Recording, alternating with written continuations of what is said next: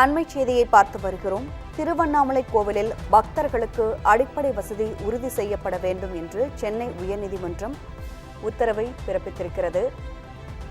இது குறித்த கூடுதல் விவரங்களை செய்தியாளர் சுப்பிரமணியன் வழங்க கேட்கலாம். சுப்பிரமணியன், விவரம் சொல்லலாம்.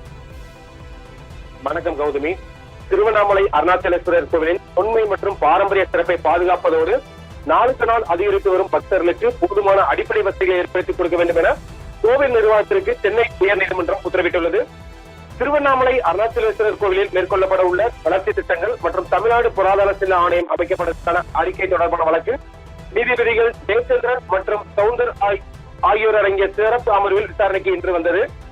அப்போது இந்து சமய அறநிலையத்துறை சார்பில் இந்திய தொழில் துறையின் ஓய்வு பெற்ற தலைமை இயக்குநர் நம்பிராஜன் தலைமையில் 14 உறுப்பினர்கள் கொண்ட தமிழ்நாடு பொருளாதார சின்ன ஆணையத்தை அமைத்தது. தமிழக அரசு ஜூலை 16ஆம் தேதி உத்தரவு பிறப்பித்துள்ளதாக தெரிவிக்கப்பட்டுள்ளது.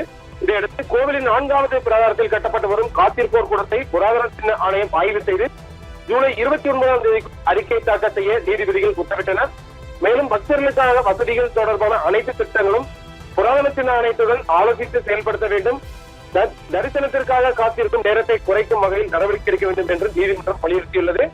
கோவிலுக்கு வெளியே மேற்கொள்ளப்படும் கட்டுமான பணிகளும் பொருளாதார சின்ன ஆணையத்தின் ஒப்புதல் பெறப்பட்ட பின்னரே பணிகளை தொடரலாம் என்றும் உத்தரவிடப்பட்டுள்ளது. கிரிவலப்பாதையின் தற்காலிக கடைகள் மற்றும் சில சன்னியாசிகளால் பக்தர்களுக்கு இடையூறு ஏற்படுவதாக குறிப்பிட்ட நீதிபதிகள் காவல்துறையினுடன் இணைந்து ஆக்கிரமிப்புகளை அகற்ற மாவட்ட ஆட்சியர் நடவடிக்கை எடுக்க வேண்டும் என உத்தரவிட்டனர். மேலும் சன்னியாசிகள் என்ற பெயரில் சட்டவிரோதமான செயல்களில் ஈடுபடுவதை தடுக்க திருவண்ணாமலையில் தங்கியுள்ள சன்னியாசிகளின் எண்ணிக்கையை கணக்கெடுக்கும் நீதிமன்றம் உத்தரவிட்டுள்ளது. அதேபோல் மலையடிவாரத்தில் அனுமதியின்றி கட்டப்பட்டுள்ள கட்டிடங்கள் மீது நடவடிக்கை எடுத்து அது குறித்து அறிக்கையை 30 நாட்களுக்குள் தாக்கல் செய்ய மாவட்ட நிர்வாகத்துக்கு உத்தரவிட நீதிபதிகள் வழக்கின் அடுத்த விசாரணையை ஜூலை 30ஆம் தேதிக்கு ஒத்திவைத்தார். காயத்ரி, விவரங்களுக்கு நன்றி சுப்பிரமணியன்.